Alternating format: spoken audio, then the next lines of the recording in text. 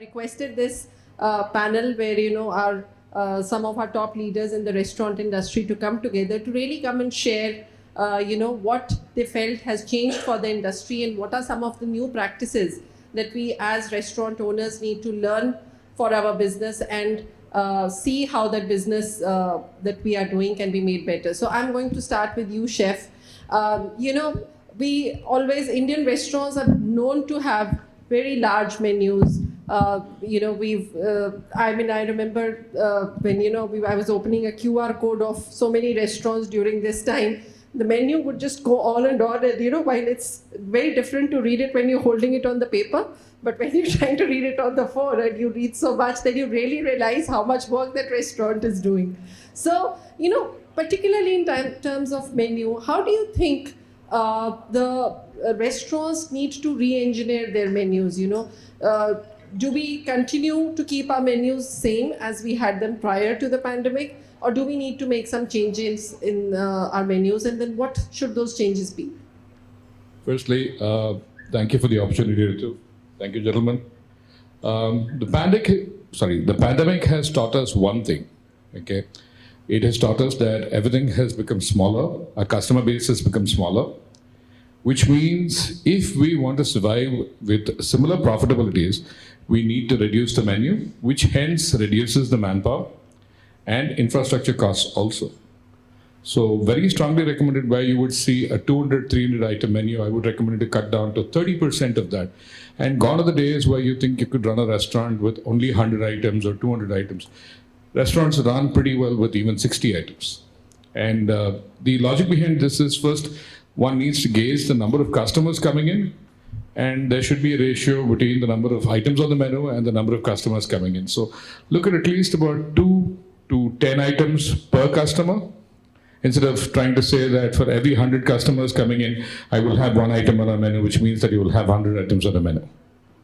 Sure. And do you think the customer is ready to accept that? Most important, they have a certain sort of a mindset to expect a very large menu when they go to a restaurant.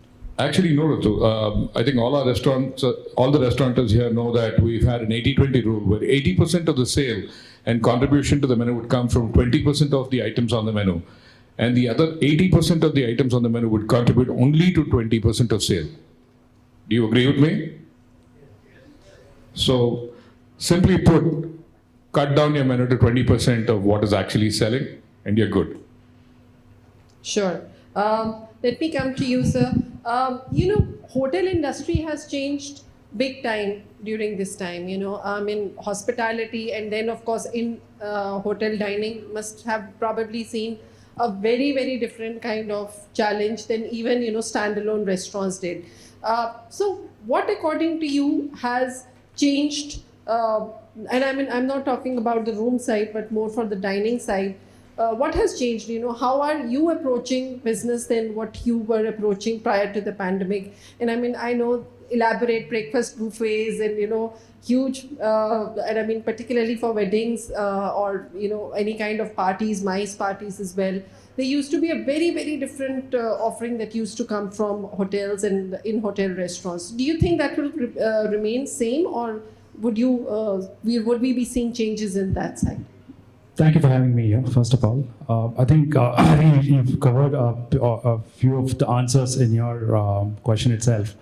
Hotels, when you have such a big structure, one of the first biggest challenges that we faced was during the pandemic, keeping it intact. The restaurants, rooms, it takes a lot of effort and investment to keeping it in shape. I think one of the panelists was asking me, the hotel looks sharp. I think that was our first learning of being able to sustain through the period of keeping the cost lower and be able to maintain the product so that when we reopen, we're ready to welcome the customers on the product front. And what has changed now moving forward from a customer expectation is, I think, 3 things. One is the safety. I think today, safety, luxury. Luxury is not about amenities. Luxury is not about flashy things. I think the more the customer feels safer inside a restaurant or a hotel space, I think that's luxury for the customer today, in the mind of the customer, of what you see. Second is convenience. in terms of the various other avenues of food and beverage business that we ventured into, takeaways or cloud kitchens or what you're getting in. And third is the contactless or digital that you're seeing. While we've seen some reversal of the trend after the business revival, I think the QR code menus are slowly going away and the customers are now back to wanting the actual menus in their hand. I think we've learned our lessons, but people do want to get back to normalcy with the safety in mind, and that's going to be a key as we move forward. Learnings are that, I hope the next wave doesn't come, but at least we've learned our lessons of multi-skilling, of when I think Chef was mentioning a little while earlier, of a chef being able to serve in a restaurant, or multi-skilling is going to be key as a hotel for us, being able to work in multiple departments when one department is not busy. So yeah, there has been quite a few learnings as a hotel, whether it's restaurant or overall as a hotel. Sure. Yeah, and I only feel that what you've just mentioned, safety would probably still be the most paramount area because when you're getting so many guests together, it would probably take the leap in terms of other offerings. Vishnu, I'm going to come to you. Adyarananda has always been such a loved brand, and I mean, there is not a time when I come to South India and not go there. So, but honestly, during the excuse me. Yeah. But honestly, during the time of the pandemic, what has changed for you? Obviously, you would always have had people who've been working years on years with you. It's a legacy brand.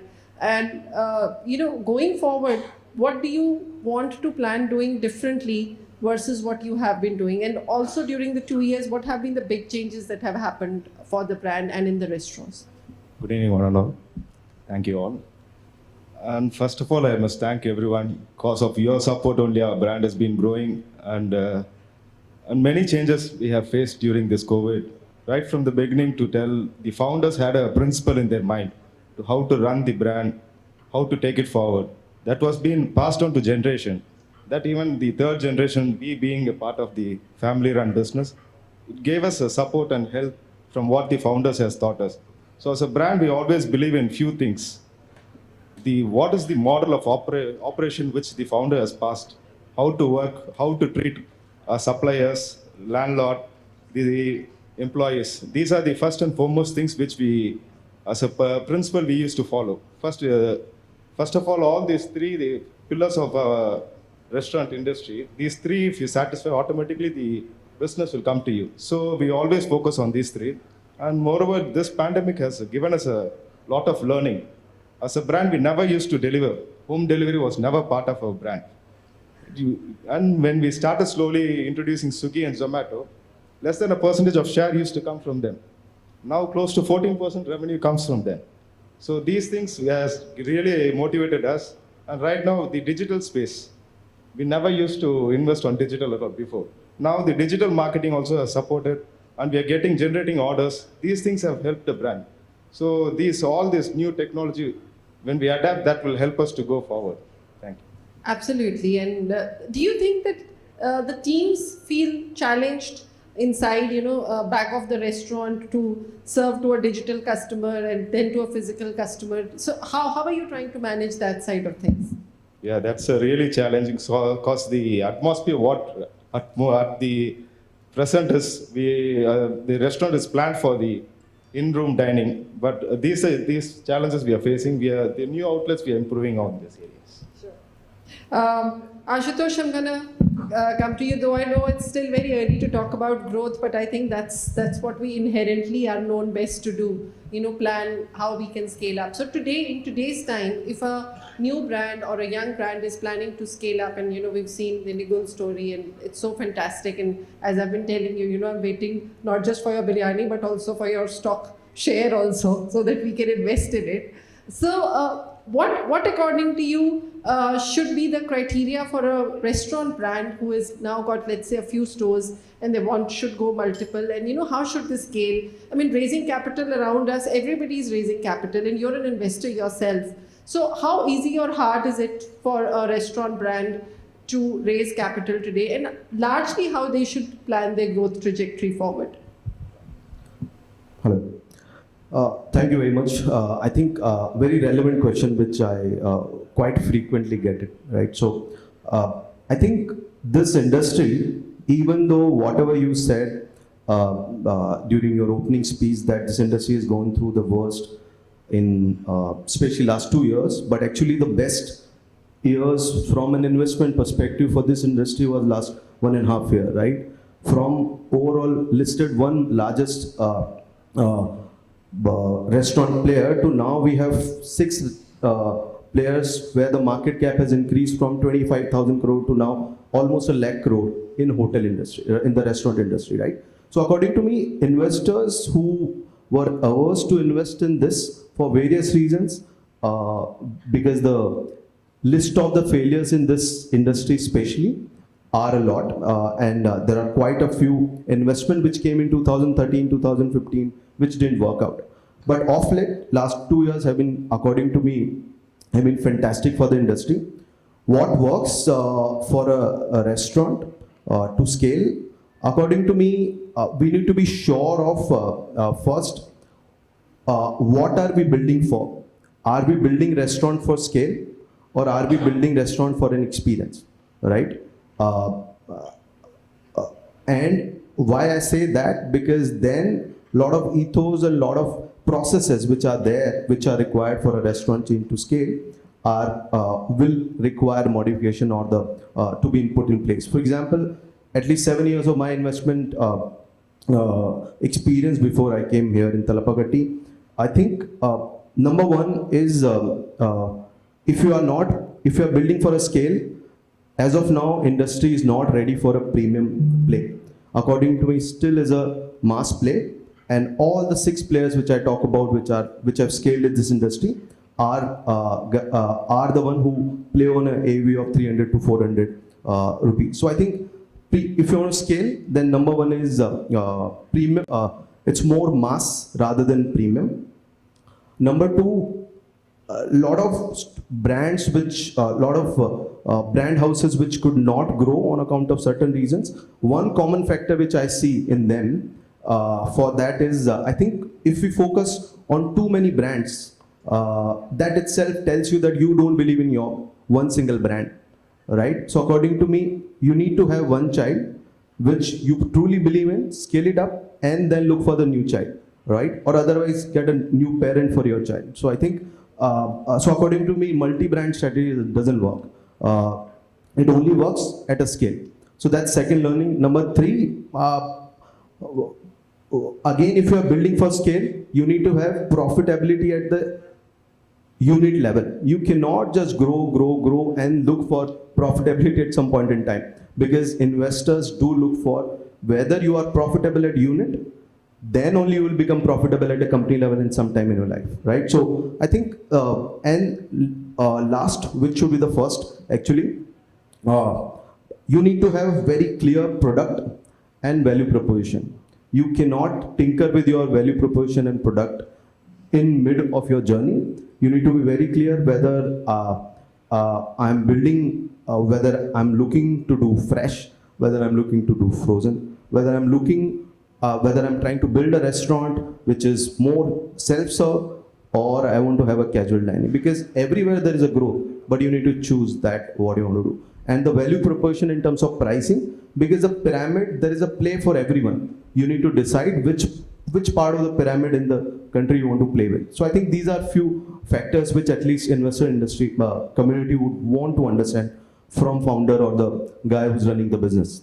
I think those are very, very pertinent points, Ashutosh, and particularly I think scale is not something the restaurant industry ever needs to be scared of. There is always a way to go ahead and do it, but it's important also to be more structural and be more methodical about how you're approaching your scale game. So, and there's another question very quickly. I want you to answer this, that we see a lot of funding happening all around us, but for the food sector, it's food service sector particularly, it's still been much lesser than the rest. So, to attract funding, where and how should a brand go and look towards it?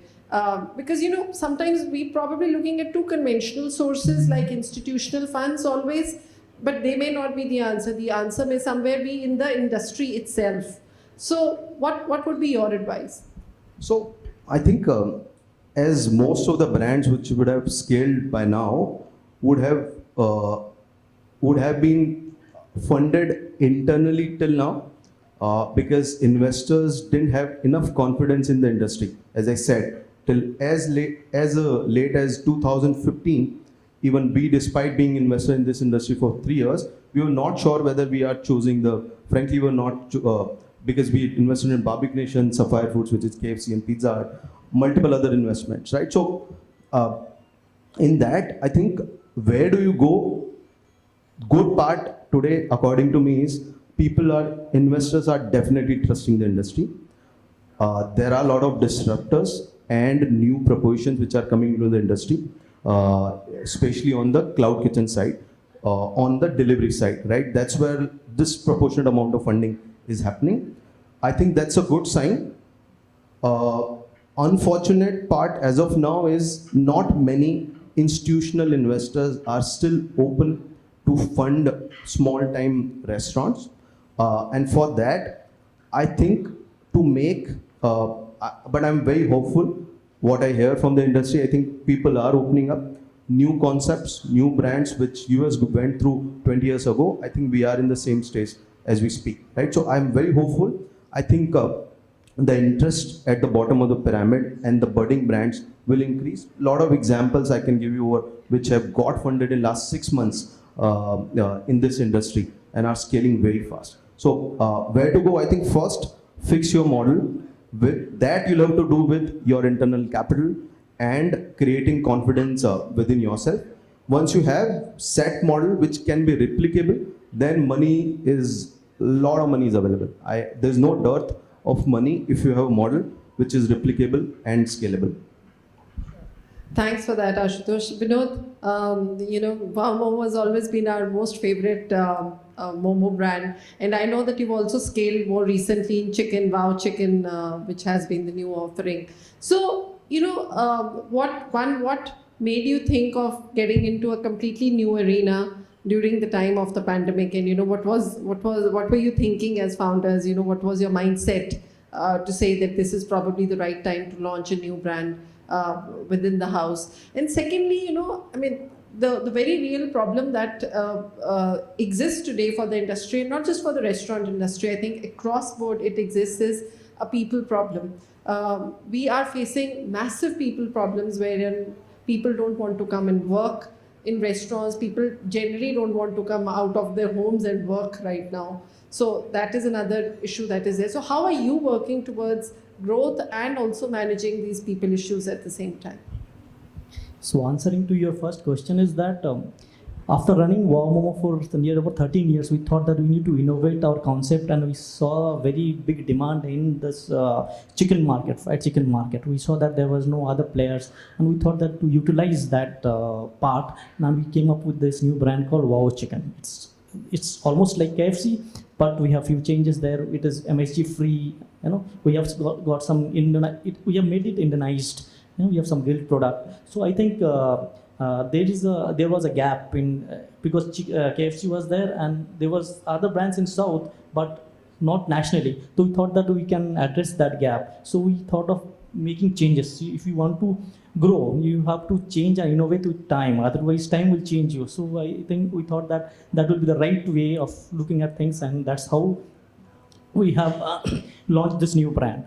And coming to the manpower, a restaurant industry was and still is one of the largest unorganized sector, and challenges are there. Life, throws challenges every time, and always entrepreneurs has to face it. It depends on how you face it, because now the people, what old culture was there, people working for 12 hours, 14 hours, that will not work now. People today will leave your job and next day they will get another job. So you have to change the atmosphere. You have to innovate in your workplace, the environment, the salary you have to pay, the ways they stay, fooding, lodging, everything has to change. And you have to give them social security, as well as they also need, motivation, as well as the environment which you are giving. Then only, people will stay with you. Otherwise, I think if you don't innovate with that, or if you don't change that, the people will start living it, because now they will get more option. New things are coming. New entrepreneurs are coming with different models. They get paid. They will have to work 8 to 9 hours. Well, because now people have also started thinking about their family. They want to give some time to their family. So, working hours has to change, the atmosphere and this environment totally has to change. The model has to be relooked into it. Whole Which means industry has to three look at it. shifts instead of two for Yeah, restaurants. and you have to pay the money, as well as you have to, staff accommodation, you have to give them AC as well as TV, so that they will not think of changing the job because they are getting that facility. Otherwise, if someone else gives it, he will go there, right? So happy to take some questions. Maybe a few questions can come from the industry, and we can always answer that. But before that, I have another question from the panel, and please, give your views as you feel like.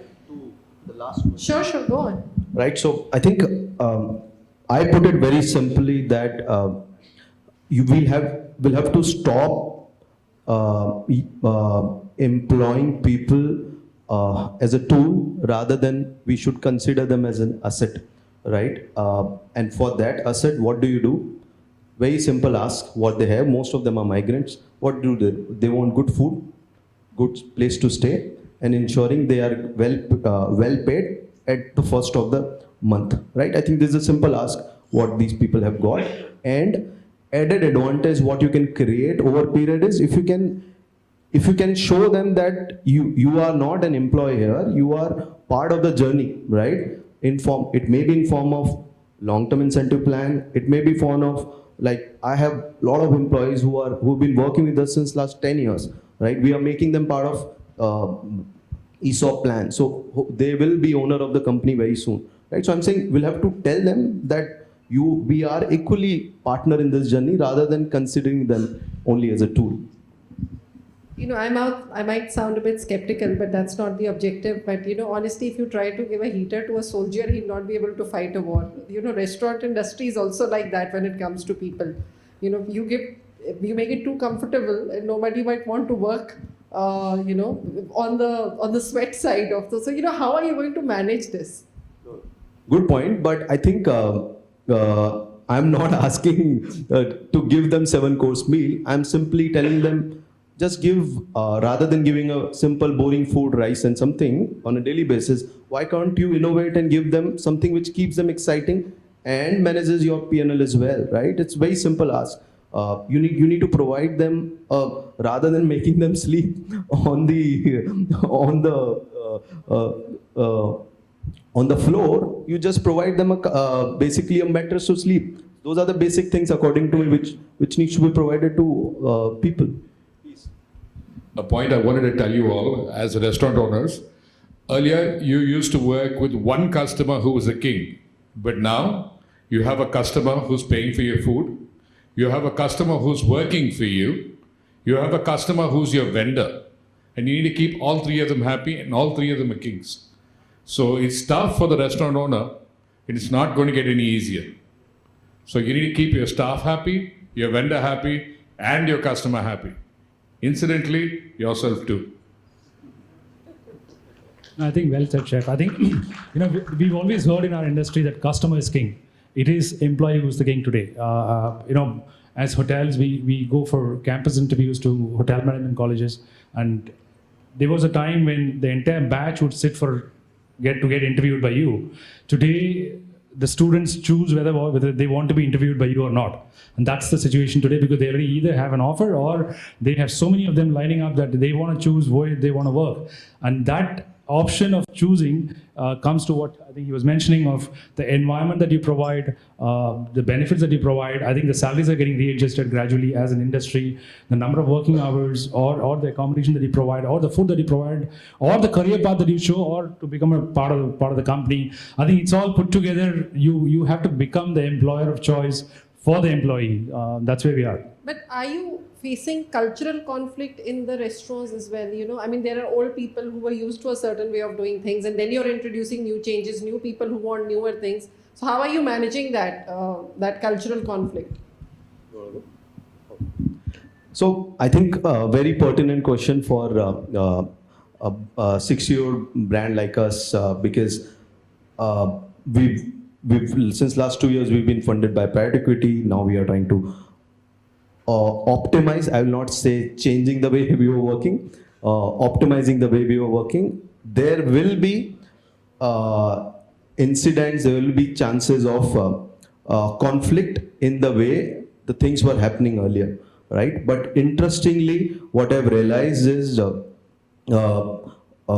you need to align yourself for a common goal with, be it old or new, so that you stop that dividing line. And that's why once you create that, boss, we are here to create value and brand for all of us.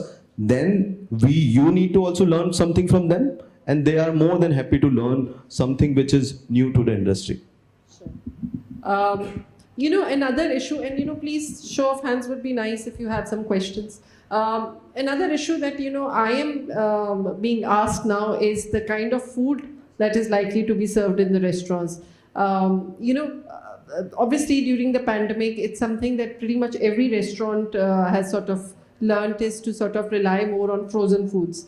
And overall, and we Indians are so used to eating in our kitchens and we don't eat out as often. So frozen foods, how are you going to sort of voice it out to the customer is as good as eating home food or freshly cooked food? So how are you going to sort of create those synergies going forward with the customer in the times to come, both from a delivery point of view as well as from eating in? So, even in delivery, if they are okay with it, I don't know whether in eating in they would accept that. So how are you as restaurateurs? In fact, for the whole industry, it's going to be very important. When there are chefs, one expects that everything comes freshly cooked. So how do you address that? I'm just going to take a minute. As a chef, one of the first jobs that a chef's going to have to do is, it doesn't matter to the customer that the food is frozen, dried, reconstituted, as long as they have excitement on the plate. So it's the chef's job to make sure the customer doesn't know where or how the food came from, as long as it's going to taste good, look good, and feel good. So today we have problems where the frozen supply chain is being blamed for being unhealthy. It is not unhealthy to have frozen food. It is being blamed for being not fresh. There's no such thing as not fresh and frozen. It stays for a long period of time. But does it taste as good? If it doesn't taste as good, is because it was not processed well before being frozen. So if it is frozen well, it will taste well. Classic example, anybody here who's a chef, anybody could just lift a hand up? I'm just asking if any of you have French fries that are not frozen. Who uses French fries that are not frozen? Anybody here? I don't see even a single hand. So are you saying you would make French fries from fresh? Even if you were making it fresh, you would have to freeze it before you fry it to get the best texture. So classic case. So if you're looking at food and the freezing as a problem, you need to address how it got frozen and what stage it got frozen. So make the food taste good and then freeze it, work on that and work on the supply chain. You're actually in a good shape. So for hotels, is it any different? The way we see it, I think we all love fresh food. There's a perception that it's healthier. I think it could have been put better than what chef has mentioned. But from my perspective, it's the frozen food is when there are volumes, if you have to make a few hundred portions of French fries, you're not going to be able to make it fresh. I think it's more convenience, time available, depending on the place where you're serving it, whether it's at the airports, whether it's in a hotel. If it's a single portion, even if you make it fresh, as he said, it has to be frozen and then made, I guess. It's convenience and time that we have where you're serving the food that depends upon it. So there's a perception that frozen food is not that good or there are challenges. But the reality is that frozen foods is really good and hygienic. And I think with time we have to educate the consumer also the importance of frozen food. And slowly I think the market will also go up. Because what I see last 3-4 years, there is a huge change in the customer taste and preferences, and people have started moving to frozen also. Still, some people are skeptical, and there is a perception. But I think over a period of time, with education, they will come out, and I think frozen has got a bigger market, and it will be there. I think in a couple of years of time, we can expect some good frozen foods in the market. See, gone those days when people used to buy milk from a milk guy. Now everyone is going and buying from the supermarket. even the batter, curd, no one knew. Some changes will definitely come that will create an impact to, especially to the restaurant industry, where we can better have the quality parameters. The only challenge in this is the parameters, how we are going to preserve it. But I think cook and chill also will help a lot. So now what does that mean? Are you planning to give competition to the supermarket, or is the supermarket coming to give competition to you? Are you likely to introduce products which are, which you can sell like a supermarket product? And or do you think, I think some of us Yeah. are planning here. So I think, as I was speaking to one of the panelists, when food aggregators came into the business, all of us were wondering whether the dine-in will go away, right? And very soon, within I think 2 years now, we almost 90% of the dine-in is back, right? So according to me, these are there is a different consumer set, there is a different occasion why you will consume which food based on the convenience and the expectation from the customer. Some of the products, I think whether we like it or not, 90% of the product what we'll be eating, which is being prepared in the restaurant, some part of it would have gone through that frozen chain, which you would not realize, even though everyone claims it to be fresh and healthy. But the part, for example, the chicken goes large 80-85% of the chicken is now coming through a frozen chain. So I think we'll have to accept it. But what I think I'll just connect to what Vishnu said, which is till the time you have processes in place to ensure from frozen to the plate of the customer, those processes of thawing and preparing, all those things are being followed. I think this is a reality which we need to accept in near future. Till that time, as like 90% of my business right now is completely fresh, which I make 3 times a day and serve to customer. But part of this in next 2 to 3 years will definitely start becoming on a frozen line if you want to scale and make it more consistent. And actually, this is and that's why, according to me, it's not a supermarket versus us because the occasion of consumption is very different. Sure. Yep. Addressing a question, Ritu, you were talking about whether restaurants and F&B would be giving competition to grocery stores or vice versa. I don't think ever. Because a grocery store is a place that you would like to go pick up items and stock them in your cupboards before you process them. A restaurant will be a place that you will go down to sit down and eat. So 2 things that I don't ever see competition, but yes, we may see restaurants packaging food for grocery shelves. Other than that, not really. No, I think that would be an interesting development that is likely to happen because obviously you know the food. So even if it has to be frozen, picked up from the supermarket, if it comes from your line of the brand, it would be much healthier. It would be better understood from a customer's mindset, which is actually better for everyone in that sense. So I know we have awards waiting to be held. So I would want if you can all give one final word to the restaurant owners and to the budding restaurant owners for coming out and starting new fresh concepts, or even cloud kitchen owners. One piece of advice that you think that would help them to do better in years to come. Let's start with you, Binu. Yeah, this is, I think, to all the restaurant owners, that the industry you have chosen is very challenging, and you have to innovate and change with time. So I think that, and also technically and digitally, you have to upgrade your system so that you are there in the industry and you can expand faster.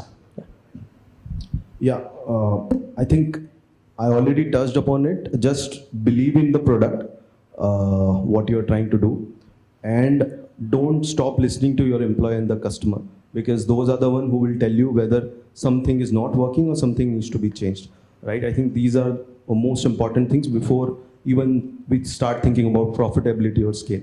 Yeah. And my piece of advice is we have crossed a bigger challenges what we never anticipated.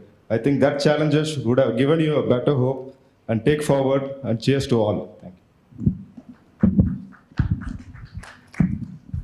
Two things I would suggest.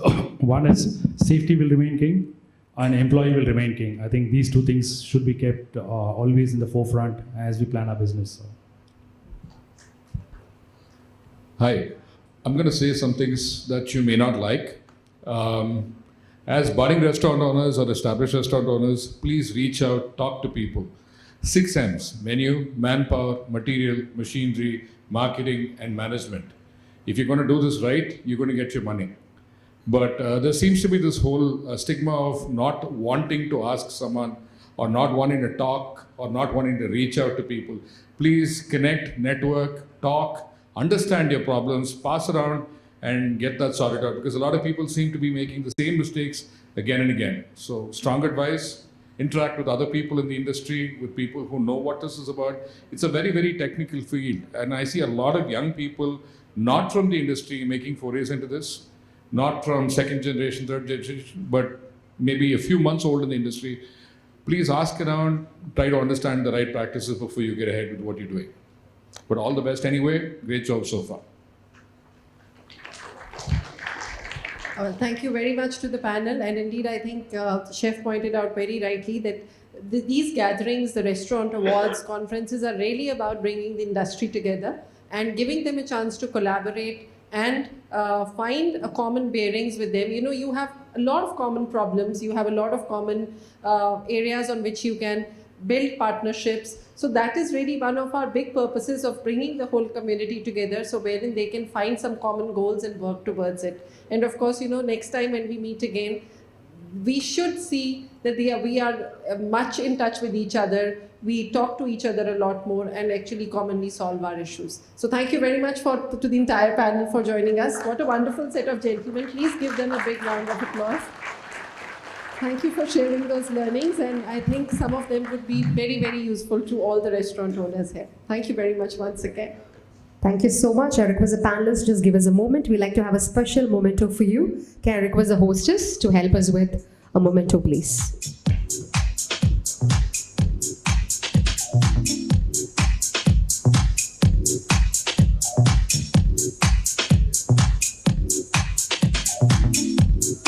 We request everyone to stay back on stage. We'll take a group picture. So we'll take a group picture.